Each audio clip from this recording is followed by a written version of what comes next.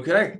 Awesome. And Nicole, I'm super pumped that you're able to take the time out of your day to come chat with me, share your story with everybody else who's watching. And before we dive into like the specifics of your journey, I'd love to give people kind of a starting point. Like how long have you had diabetes? Do you use MDI or a pump? Like what kind of details can you give us? Okay, cool. Yeah. So I've had type 1 diabetes since 2016. I was diagnosed like January 4th. I got, at the very start of January of 2016. So I've had it for about 5.5 years now. I'm currently like on the tandem pump with the Dexcom CGM. I did, of course, the MDI for, about a year or two when I was starting my diabetes journey, but then I transitioned to the pump and CGM, and I do love those. So yeah. That's awesome. And then can you tell us a little bit about yourself? Like, do you have like a career? Are you still in school? Do you have like hobbies? So I'm about to enter college, a freshman at Benedictine College in Kansas, and I'll be studying nursing. I hope to specialize in type 1 diabetes someday and kind of work in the endocrinology field. And I mean, some of my hobbies are I love dancing and I love singing. I also love baking, especially cheesecakes. Mm, Um, and yeah, I love just being artistic and stuff like that. that's awesome. So Mhm. yeah, going into nursing, I don't think I knew that you wanted to specialize with type 1. That's fantastic. Yeah. Was that a recent decision or have you Um, always known that? I've always kind of considered that. It honestly started when I was diagnosed. I was like, wow, these nurses are amazing. Like, I want to do what they do. And so then I just kind of developed over the years. Like, I figured out exactly what I wanted to do, and kind of, I might even become a nurse practitioner. That's something I'm considering. I don't know if that will Wow. happen, but possibly become a nurse practitioner. But yeah, That's awesome. I love thank that you. because I think that people who have type 1 and teach on type 1, it's just a whole different perspective, Yeah, I right? agree. I agree. Oh, that's fantastic. All right, cool. So you were diagnosed 2016, Hmm. still relatively recent. Hmm. I mean, since then, like what were you struggling with within your diabetes management before you worked with us? Definitely lows. Hmm. I was having highs were never my struggle quite as much. I mean, I've had my fair share of high blood sugars, of course, but I think it was more the low blood sugars, especially the low blood sugars at night. And those became especially a problem when I had two seizures related to low blood sugars. So yeah, that was my big problem is the low blood sugars and continually kind of sitting in those lows. Yeah, trying to, make my A1C look good or whatever. So. Right. Yeah, I've been there too. Like, okay, I'll just hang out in the low blood sugars, make the Hmm. doctors happy. Man, but two seizures, how was Yeah. that for you? I'm sorry. How was that for you? Like Um, I scary or? I don't remember them honestly. So I just know what my parents have told me that it was a very, it was a very scary experience for them. And it was a kind of a I didn't expect it. I didn't expect it to happen. I was just kind of going and doing what I normally did. And then a seizure happened. I guess I just went too low, and so yeah, it was a very scary experience. I don't want it to ever happen again. But yeah, Absolutely. really. And with, Go ahead. go ahead. I was gonna say it really did though kickstart me into being like, all right, I'm gonna really take charge of my diabetes and actually make it work and make it better. So that was one of the good things that came out of the seizures. Absolutely. I mean, same story, or not same, but similar. I was like, oh, I almost died. I should probably take this seriously, right? Right, right. So it's like grateful for those events, but they could have gone Hmm. much worse for both of us. So Yeah, yeah, yeah. definitely. Were those at night or during the day? They were both at night. Okay. Yeah. Wow. Yeah, glad you made it through. Glad that it brought you into our realm. Um, I mean, what did it feel like, kind of still dealing with the lows as you were trying to fix those lows? Was it like, did you not care or you're like trying but frustrated? What was that like? I don't think I quite understand your question. So with the lows that you were experiencing at night, but I'm guessing surrounding dance as well, it's a pretty Hmm. active thing. Were you trying to fix it, but like frustrated and couldn't get it done? Or are you just like, this sucks, but this is life? No, I think I was trying to fix the lows and kind of trying to make them better, but I didn't like treat them with enough respect, if that makes sense, or, kind of acknowledge how dangerous being low is.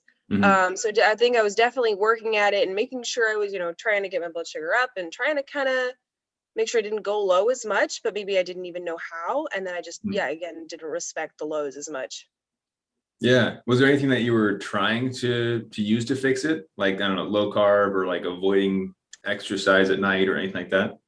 I did kind of stop eating after 8 p.m. That's the big thing, to kind of, keep that insulin on board away, during the night, so that I'm not going low. And then I did kind of do a little bit of like low carb stuff, but that was also mainly for kind of helping with dance and stuff like that. So, just all kind of intertwined and stuff like that. Gotcha. Okay. So then leading into the conversation that we had, right? You and Hmm. I were like, okay, is this going to be a good fit? And what can we work towards? What, and I'm just curious at this, like obviously at that point, we didn't know each other. We weren't cool and friends yet. So like what made you take a chance on working with a total stranger on the internet? I think because I saw your videos that you have on YouTube, and they just all made sense. They all made sense, and they fit with what my doctor had always been saying. I do go to Dr. DeSalvo, and so he's very knowledgeable, and he's a great doctor, And Hmm. so everything you were saying was in line with what he was saying, and everything he was saying was along the line with what you were saying. And so I think I just felt so much like it was just I just made sense to me, and I don't know, I just went with my gut, and I was like, I think it's gonna be great. I trusted everything that you were saying, I think. That's awesome. And I remember after you signed up, you told me that your doctor was Dr. DeSalvo. And I was like, Mhm. oh my gosh. Yeah. Because he was like one of my favorite people that I've interviewed. And Oh, he's amazing. yeah, he's fantastic. So there's that pairing of you have Dr. DeSalvo and then joining our program is like, oh Yeah, yeah, we agree with what he's saying. So come exactly, on in. exactly. That was so cool. So going through the program, then obviously you jumped in. Was there like a moment going through the modules or anything that it just clicked and you're like, this is working for me? Is there a moment where you realized it was working? When I got my basal rate set, then like everything just like shifted dramatically. It was like I could go for several days where my blood sugar was just kind of floating nice along, and there was no big fluctuations. I was like, wow, this is great. This is magical. And so I think, yeah, once I got my basal rate set, that was one of the like really big points of just a dramatic shift into much more steady blood sugars. Mm-hmm. And I think that that's like such an underrated accomplishment. Like so many people think that the basal rate is just kind of there and like, oh, we just have to have a basal rate. It doesn't have Hmm. to be correct, right? And then realizing that, oh no, if we fine tune it, it just kind of handles itself and keeps you, Exactly. like you said, floating right along. So Hmm. super excited to hear that that was a win for you there. Yeah. And what is it like now? Like you've got the ratios, the rates, you got more confidence in those. How do you feel Hmm. now that you've got those solved? Way better. Like I think everything is doing really good. I think one thing I still struggle with is just trying to I don't know I think probably rage bolusing is the right word, or like just kind of trying to correct too much because it's high, and then okay, then I go low or whatever. So that's something I still struggle with, and trying to kind of let the insulin do its thing and not try to give too much, or to just make small corrections. Really just make small changes instead of big giant changes that can go wrong. Absolutely. Were there any points in the program, like I know you're talking about making small changes and stuff, was there anything that we encouraged you to do that was just way out of the box and you're like, whoa, seriously, that's crazy? Or was it all like pretty streamlined? You're like, oh, that makes sense. I can do that. I think it was all pretty good, and yeah, nothing that I was like, what? No, I would never do that. Why?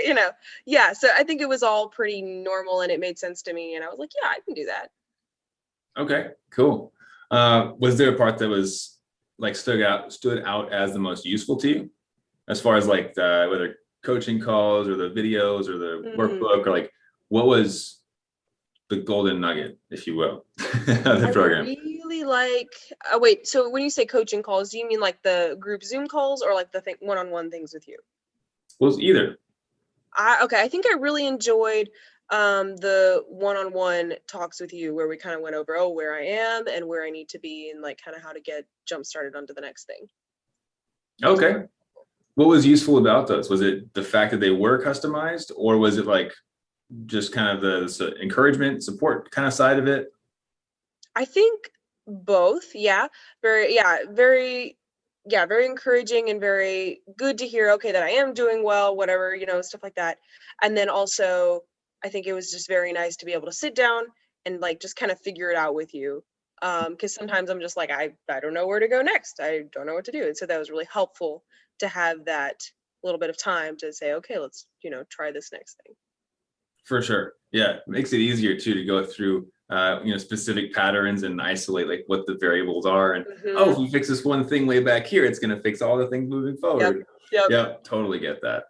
Okay, cool. So thinking back then towards like where you were at before you joined the program, you're dealing with the lows, probably a bit frustrated with diabetes in general. If you were talking to somebody in that position, like 8-10 weeks ago, Nicole, and they're on the fence, they're like not sure about what their next steps should be, what would your encouragement be to them? That's a really good question. I think I would say that it's gonna make sense, or I don't know, something like that. It's gonna make sense. You're gonna understand what's going on with your diabetes soon. Just keep learning and keep pushing through it. Okay, so it's gonna get better as long as you keep trying or like taking in new information. Yeah. Is that kind of the idea? Yeah, I think so. All right, cool. And then I'd love to ask kind of a off the cuff kind of question, one last question for you, if that's all right. Cool. If you could pick one, and you can pick two if you have to, but if you could pick one golden nugget that you learned in the program, maybe it was like an epiphany, like aha moment, maybe it was a mindset thing, maybe it was the basal, right? What was a golden nugget that you'd like the viewers to know that stuck out to you? Oh, so it's a little hard because I haven't finished the entire program yet. And I think there's more to come that will be very like illuminating for me, be like, wow, I never knew this. But I think one of the things that I would say is that the pre-bolus works. It works way more than you think it does, because I totally thought, then like, I guess that's not something you'll teach is that something you'll teach specifically in the program, or is that just kind of a suggestion? Yeah, I highly encourage the pre-bolus. Okay. Yeah, because like I totally thought my bolus ratio was off, but then I started, regularly pre-bolusing, and I was like, nope, it's just that I didn't pre-bolus. So the pre-bolus works. It really does. That's super powerful. I love that. I mean, there's people who have come to us and realized that 40 years of talking to their doctors and they were never told to pre-bolus. Yeah. Like, oh my goodness. Well, start now, right? Right. Yeah, that's fantastic. Pre-bolus has saved me from so many nightmare blood sugars, so I can attest to that. Anything else that you want to add from your experience or your journey with us? No, just that it's been a wonderful experience and I'm excited to keep learning. Awesome. Well, Nicole, thank you so much for making time to share your story. I know that's going to be encouraging for a lot of other type 1s to see what people like you are doing, that you're still going to college, you're a dancer, you're doing all this fun stuff, and that you still are able to take care of your diabetes. Yeah. It's really inspirational. Actually, one thing that I didn't get to ask you, your before and after blood sugars, did you have A1C or time in range or anything like that you got measured?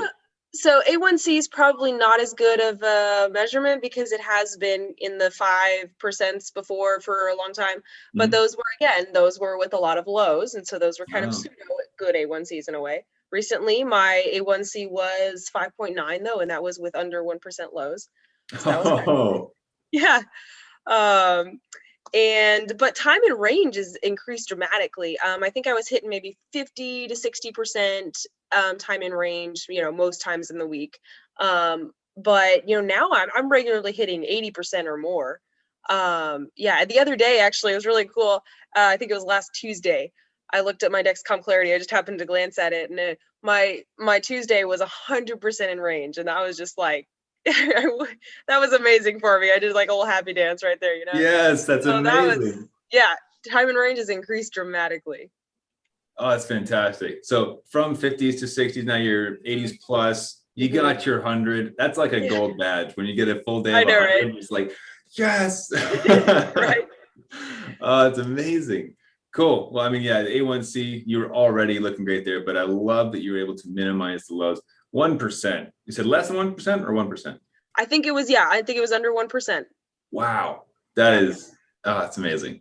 Great job. And on that note, with those results, like those speak to your efforts. Like I just want to make that completely clear. I'm proud of you for putting the effort Thank in, you. getting the results, and really just putting all that work in through the course of the program.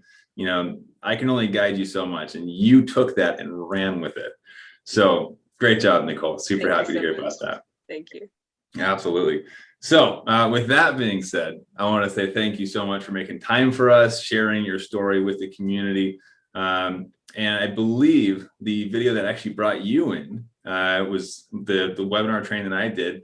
So anybody who's watching and is curious how Nicole even found out about the program or about the secret application where you get on phone calls with me, that's actually at diabetesinaction.com. So you guys can go watch that video, check it out. But again, Nicole, thank you so much. Really happy for you. And Thank you. can't wait to hear how the rest of it goes for you. Yeah, awesome. I'm super excited. Amazing. Everybody else, thank you for watching. And as always, keep up the fight.